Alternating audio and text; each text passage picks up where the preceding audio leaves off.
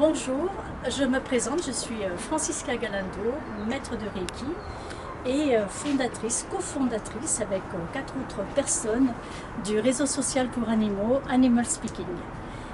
Comme je suis maître de Reiki, Étoile est un labrador femelle qui a de la dysplasie et cela lui crée de fortes douleurs. Je lui ai déjà donné 2 séances de Reiki, aujourd'hui je vais lui donner la 3e et Étoile est venue cette fois-ci chez moi. L'autre fois, je m'étais déplacée pour aller chez elle.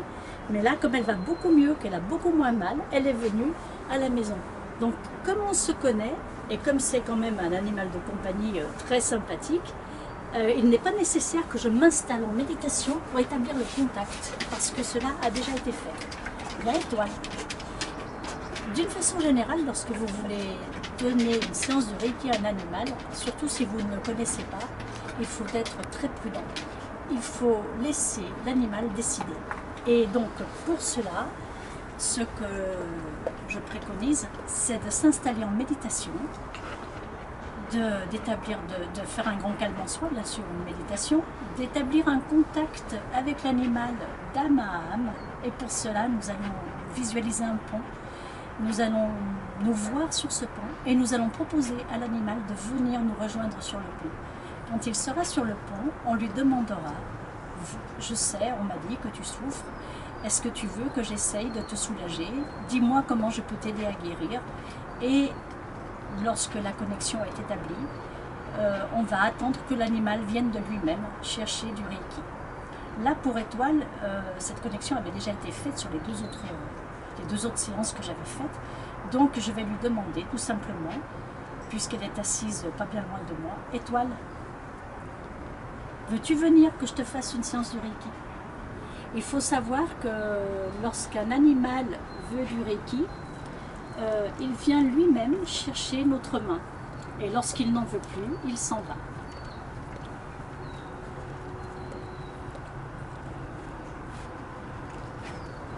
Étoile. Viens ma chérie. On m'a dit que tu avais mal. Tu as beaucoup moins mal, tu ne vois plus, on dirait. Voilà.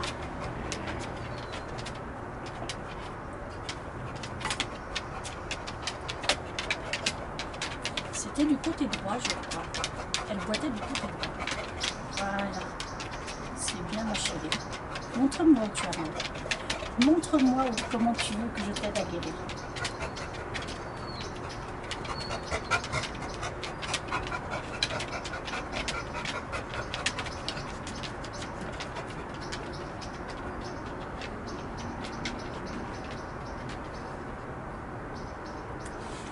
Visiblement, le peu de temps que je suis restée avec ma main sur elle a suffi à Étoile, puisque là maintenant elle s'est installée un petit peu plus loin, assise, bien sage, et elle est partie.